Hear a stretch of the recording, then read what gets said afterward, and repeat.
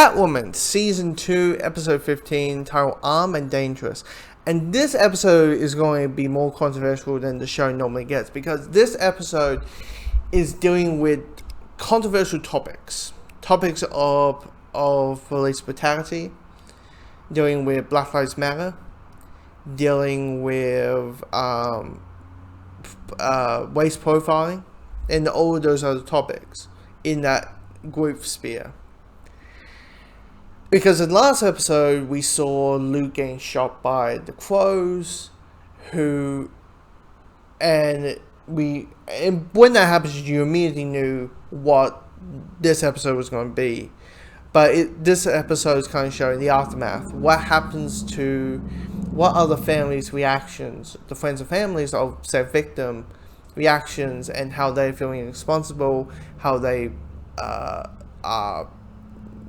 how they're going through it, knowing how it happens, what happening, and all those types of situations.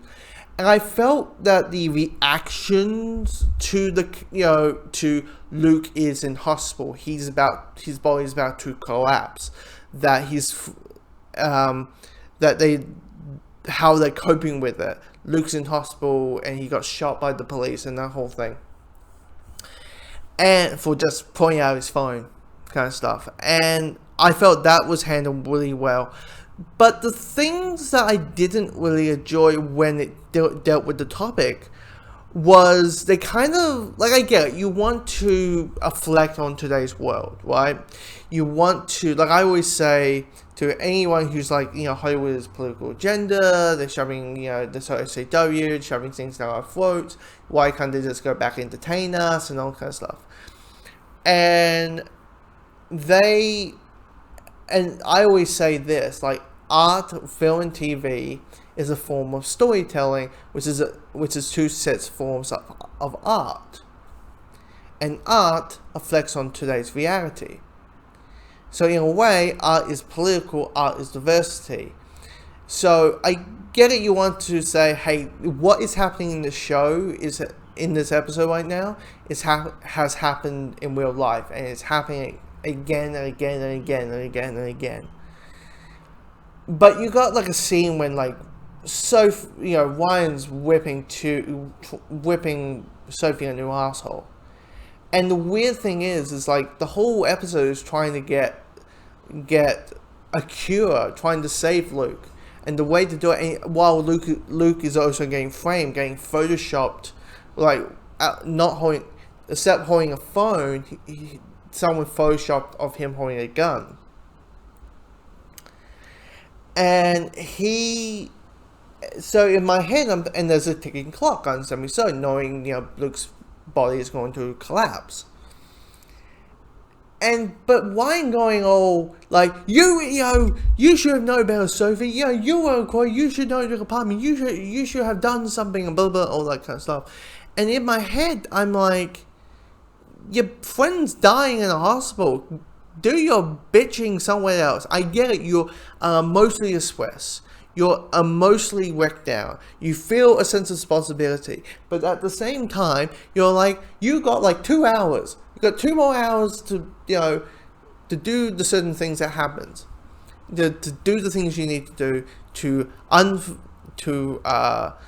unframe Luke and to save him.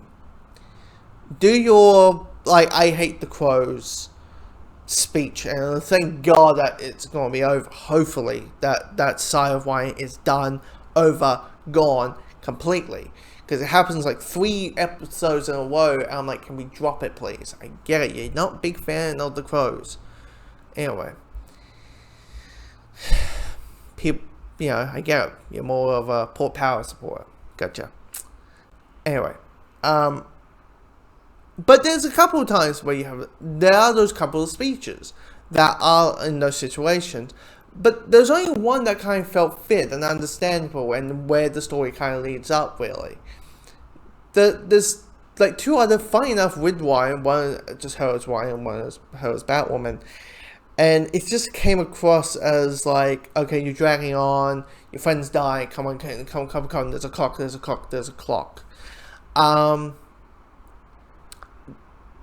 but you know but here's the thing, like all the other stuff in this episode were good.